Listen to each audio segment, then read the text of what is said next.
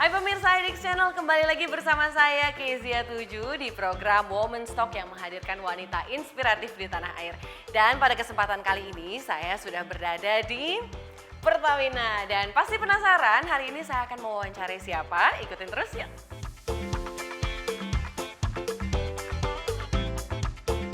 Kondisi geopolitik yang tidak menentu berpengaruh terhadap volatilitas harga minyak dunia. Hal ini pun berdampak pada naiknya harga BBM dalam negeri. Namun di tengah dinamika global akibat perang Rusia dan Ukraina, Pertamina justru mencatatkan kinerja positif. Berdasarkan data Kementerian BUMN hingga bulan Oktober tahun 2022, pendapatan Pertamina melonjak 59% dibandingkan periode yang sama tahun 2021. Secara penuh, pada tahun 2021 PT Pertamina Persero dalam laporan keuangannya mencatat adanya kenaikan laba bersih sebesar 2,05 miliar dolar Amerika atau mencapai 29,3 triliun rupiah, naik sebesar 95% dibandingkan laba tahun 2020 yang mencapai 1,05 miliar dolar Amerika atau sekitar 15 triliun rupiah.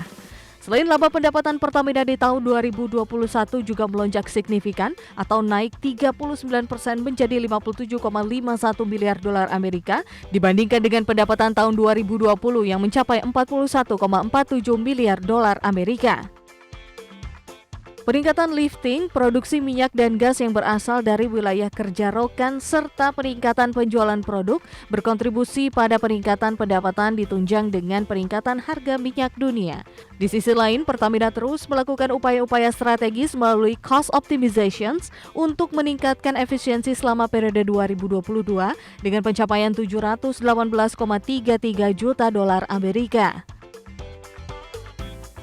Pada 2023, Pertamina menargetkan pertumbuhan target operasional dan keuangan dibandingkan target dan realisasi 2022.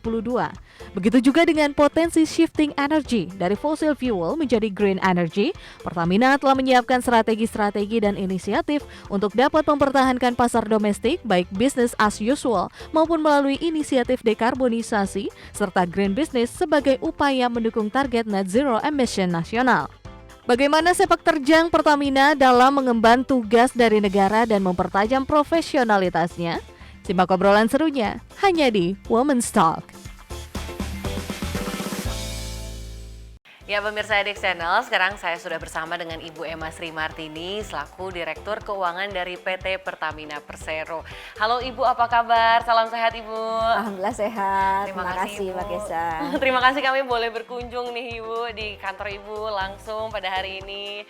Ibu Emma, terkait dengan kinerja keuangan di tahun lalu, mengingat tahun lalu memang tahun yang sulit diprediksi Bu. Tahun kedua juga pandemi, kemudian terjadi juga fluktuasi harga minyak dunia dan Pertamina sendiri kan menjadi perpanjangan tangan pemerintah ini dalam memenuhi kebutuhan energi juga melalui subsidi dan lain sebagainya. Bagaimana itu kemudian mempengaruhi kinerja di tahun lalu Bu? Ya, makasih Mbak Kesa atas kunjungannya nih ke kantor kami di Pertamina. Jadi kalau dilihat sebetulnya tahun 2022 ini adalah tahun terberat dibandingkan masa tahun-tahun sebelumnya. Setelah pandemi ya, khususnya dari 2020, 2021, 2022. Kita pikir dulu 2020 itu udah challenge yang paling besar. Karena disitulah COVID mulai masuk Indonesia, kemudian pelemahan rupiah yang cukup dalam, kemudian juga harga crude yang sampai ke level terendah ya, di bawah 20 dolar waktu itu per barrel. Nah ternyata tidak selesai di 2020, 2021 juga ternyata lebih berat dibanding 2020. Nah 2022 even worse gitu ya, kita pikir 2022 itu rebound kan, 2021 udah mulai COVID mulai terkendali, kemudian crude price juga udah mulai kembali lagi ke level stabil gitu ya. Tapi ternyata awal 2022 terjadilah krisis Rusia sama Ukraine ya. Geopolitical condition itulah yang membuat trigger semua landscape bisnis itu menjadi unpredictable. Dan disitulah mulai second quarter itulah challenge terbesar bagi kami, khususnya dengan volatility harga crude yang demikian sangat unstable dan mencapai titik tertinggi sempat di 108 dolar per barrel, itu membuat pressure sangat besar sekali buat kami, khususnya terkait dengan cash flow.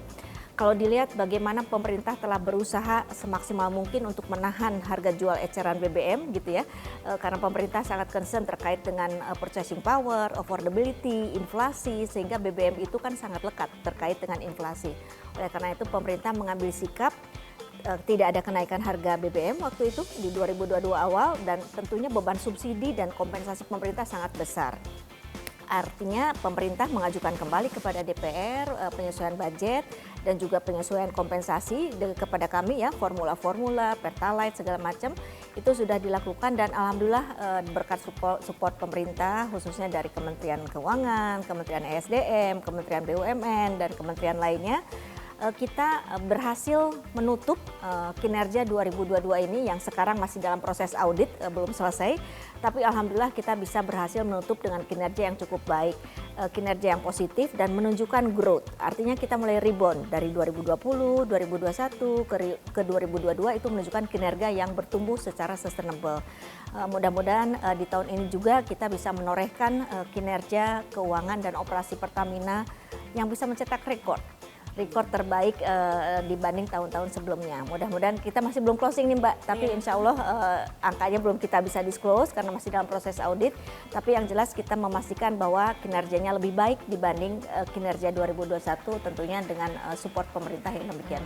Jadi meskipun kondisinya sulit diprediksi tahun lalu juga ya Bu ya, tantangan yang sulit apalagi mengingat BBM juga krusial sekali ya Bu. Tadi Bu Emma sempat sebutkan terhadap purchasing power-nya dari masyarakat Indonesia, tapi Pertamina bisa memberikan performa yang positif juga di tahun 2022 kemarin ya Bu. Nah kalau bicara soal 2022 kemarin, apa Bu sektor atau subholding yang kemudian menunjang performa yang baik tersebut? Ya, jadi pasca terbentuknya legal asset subholding ya, kita kan dari sejak 2020 melakukan transformasi, restrukturisasi organisasi di Pertamina itu kita reform, kita lakukan restructuring dan itu sudah membuahkan hasil. Tahun 2022 itu tahun pertama pasca legal asset sudah dilakukan dan terlihat dari kinerja masing-masing subholding itu menunjukkan peningkatan dari sisi kinerja finansial dan juga peningkatan dari sisi kinerja operasional. Kalau dilihat dengan menaiknya harga crude, namun di satu pihak juga terjadinya pelemahan rupiah, itu kita coba balancing. Satu hal yang harus kita lakukan adalah cost optimization. Efisiensi dilakukan di segala lini, baik di seluruh subholding. Kita ada 6 subholding ya Mbak Kesha ya. Ada subholding upstream, commercial and trading, kemudian gas, ada power, ada renewable energy ya, kemudian ada integrated marine logistics dan juga ada commercial and trading. Itu semua kita lakukan efisiensi di sana sini. Kita reform operating modelnya, gaya-gaya operasi kita lakukan intervensi. Nah itu yang kita bisa menghemat banyak dari sisi intervensi yang bisa dalam kendali kita. Dengan adanya kenaikan dari global market, crude price segala macam itu kita enjoying di upside juga. Tentunya yang paling menikmati adalah subholding upstream. Nah, namun jangan lupa satu pihak subholding commercial and trading di mana tadi yang melaksanakan penugasan PSO ini cukup mendapat beban juga. Namun demikian secara overall seluruh subholding menunjukkan peningkatan kinerja baik dari sisi finansial ataupun dari sisi operasional dibandingkan tahun 2021 ya sebelum full year dilakukannya legal asset pembentukan 6 subholding. Oke, kalau 2023 Bu, mengingat tahun 2023 tahun ini adalah tahun politik Bu. Apakah bagaimana proyeksi Pertamina di tahun ini? Apakah akan ada strategi-strategi khusus menghadapi tahun ini? Ya tentunya dengan buat kita salah satu parameter utama ya yang menjadi key driver adalah crude price tentunya. Di samping juga currency tentunya ya. Tapi crude price itu akan sangat mendrive bagaimana postur dari kita punya profile di angka 2023. Terlebih dengan adanya uncertainty dengan geopolitical condition yang kita belum lihat nih ujungnya sampai mana gitu ya. Jadi volatility dari crude price ini masih tetap kita harus antisipasi. Strategi yang kita lakukan adalah tentunya tadi satu efisiensi dan cost optimization itu harus sesuatu hal yang mandatori dilakukan. Yang kedua adalah reform operating model di segala lini. Di accelerate digitalisasi. Ini juga satu hal yang kita afirmatifkan ya. Jadi semua dilakukan secara granular dari mulai planning, eksekusi dan monitoring itu menjadi satu kesatuan yang harus dilakukan di segala lini. Digitalisasi menjadi teraccelerate. Semuanya menjadi adanya percepatan, urgensi atas efisiensi itu menjadi mengemuka gitu ya. Nah, ini yang akan kita lanjutkan di 2023. Tentunya dengan strategi dari footprint untuk new business yang lebih irrelevant atau lebih indirect impact-nya terhadap crude price ini yang sedang kita establish. Salah satunya adalah terkait dengan petrochemical, terkait dengan yang new renewable energy, dekarbonisasi itu hal-hal yang ada potensi monetizing dari situ yang sedang kita lakukan untuk penguatan dari sisi fundamental bisnis modelnya. Jadi ada garapan baru juga ya Bu ya di tahun ini ya. Sudah ada teaser-teasernya nih pemirsa IDX Channel. Sudah ada kisi-kisi kira-kira Pertamina tahun ini mau kemana, mau mengarah kemana. Nah terkait tadi disebut dengan green energy, EBT juga. Kita akan bahas sesaat lagi, tetaplah bersama dengan Women Stock. Ya pemirsa IDX Channel, kita masih di Women Stock dan saya masih bersama dengan Ibu Emma, Direktur Keuangan dari PT Pertamina Persero. Ibu Emma, tadi kita di segmen pertama sudah membicarakan terkait kinerja juga, kemudian di tahun ini bagaimana Pertamina melihat membidik energi baru terbarukan. Memang sudah dari tahun lalu juga Bu, tapi bagaimana kalau di tahun ini ya terkait dengan green energy sendiri dari Pertamina? Ya, jadi sebetulnya green energy ini kan align ya dengan event-event dan para aktivis terkait dengan lingkungan ya. Pemerintah sendiri kan sudah mengestablish yang namanya green energy mapping ya untuk skala nasional. Nah, dan pemerintah juga sudah menyusun roadmap-nya terkait net zero emission roadmap yang targetnya 2060 itu menjadi karbon netral ya. Nah itu tentunya di cascade di Pertamina. Pertamina juga secara policy itu sudah membuat draft untuk roadmap net zero emission roadmap tadi. Sama dilainkan targetnya di 2060. Tapi tentunya tidak berhenti di situ, tapi kita cascade kepada affirmative action dan program. Dari mulai planning dan budgeting, kita sudah mulai earmark. Tagging terkait dengan sustainability budget tagging. Budget mana saja yang terkait dengan tadi. Kalau kita bicara green energy itu kan ada 2 program besaran ya. Bicara sustainability-nya dan ada adaptation, ada mitigation-nya. Nah ini 2 hal ini kita lakukan cascading ke level detail per account-nya. Dari afirmatif capex allocation juga sama. Jadi kalau sekarang kurang lebihnya kan masih di bawah 10% ya untuk budget alokasi capex kepada green energy, renewable.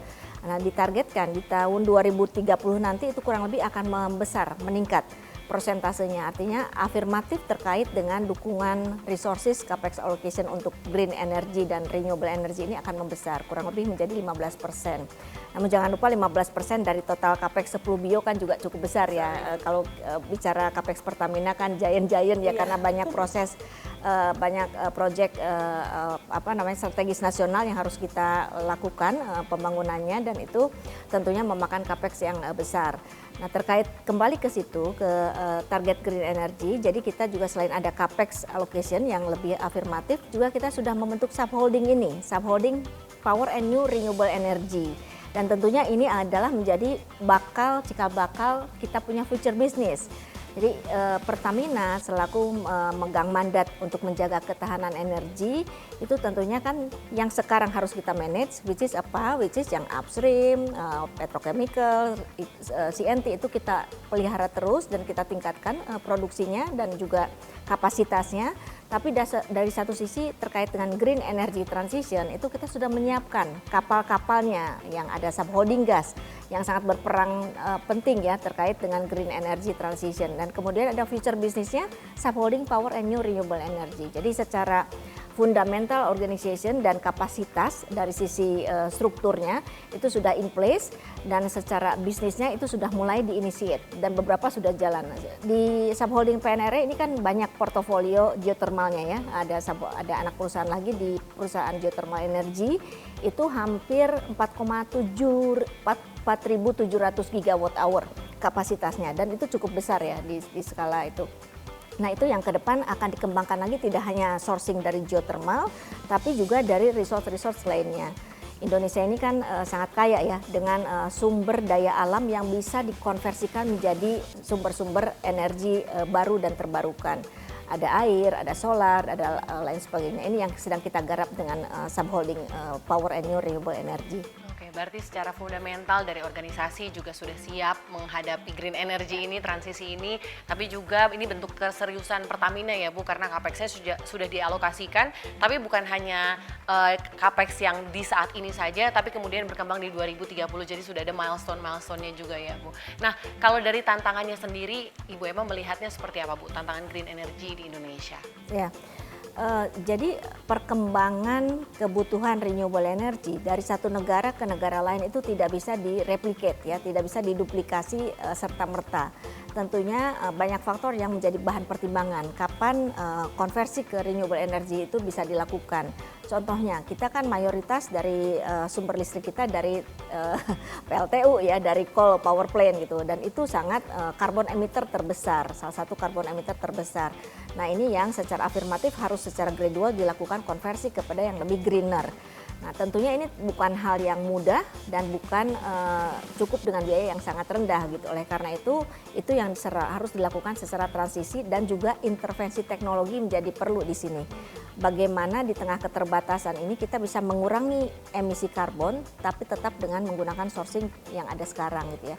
Termasuk di CSD kita. Jadi itu kalau CSD listrik, CSD Pertamina juga sama. Contohnya misalkan flaring gitu ya. Flaring itu kalau dibiarkan begitu saja kan tentunya kan mengemit karbon yang cukup signifikan.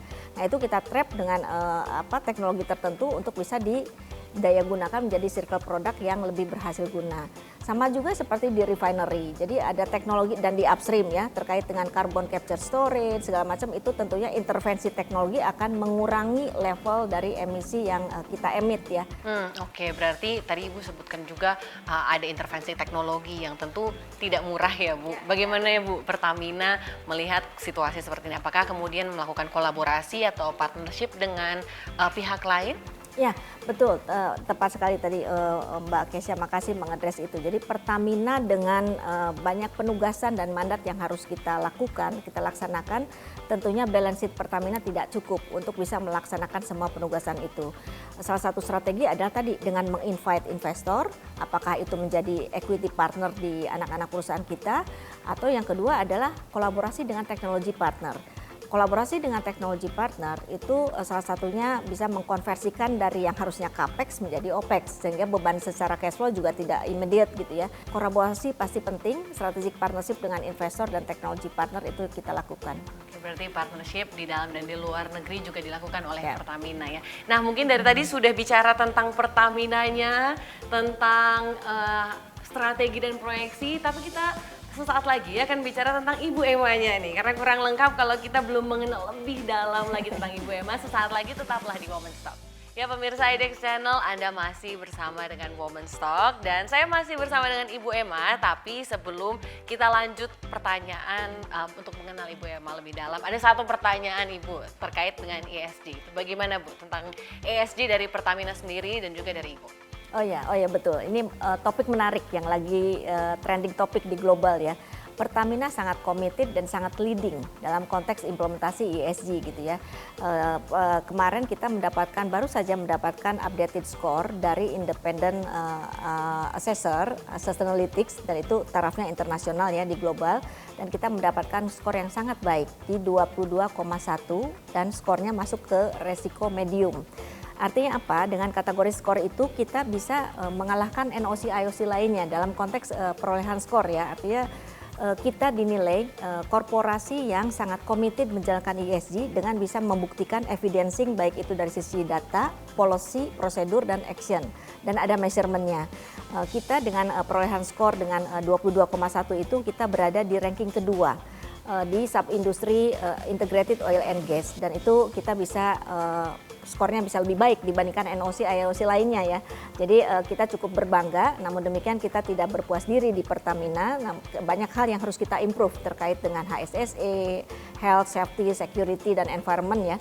Namun juga ini kita garap terus implementasinya. Yang penting adalah tadi terkait dengan eksekusi carbon emission-nya. Itu yang kita cascade ke seluruh subholding dalam bentuk program di ERCAP sudah termaksud action-nya dan juga alokasi budgetnya untuk hal tersebut. Wah, berarti ini jadi bukti nyata ya Bu, bahwa komitmen Pertamina sendiri tidak hanya mungkin dari perusahaan saja atau perseroan saja yang bicara, tapi justru juga dari data ya Bu ya. Betul. Oke, nah Bu Emma kalau mau lihat ke belakang nih Bu Emma, pasti pemirsa IDX Channel Women's Talk juga penasaran sosok Ibu Emma ini seperti apa.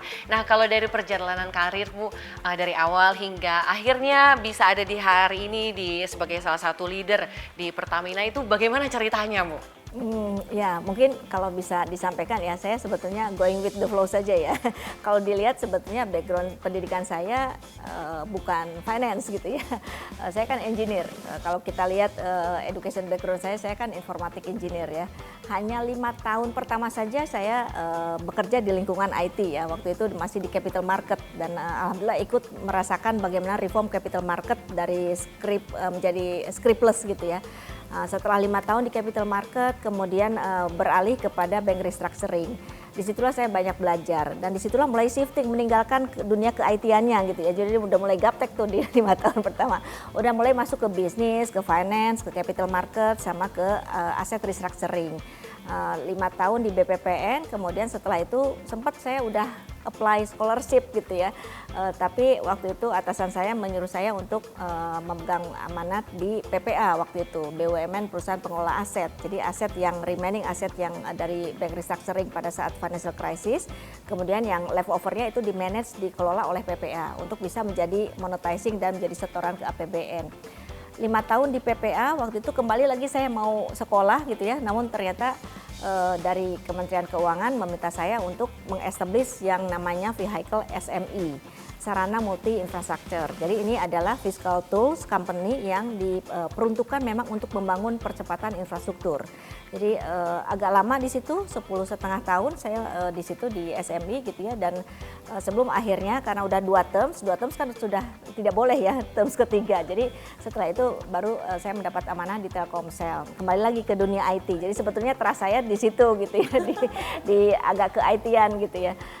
Tapi alhamdulillah dengan perjalanan yang sangat beragam tersebut itu memperkaya saya untuk bisa banyak belajar hal.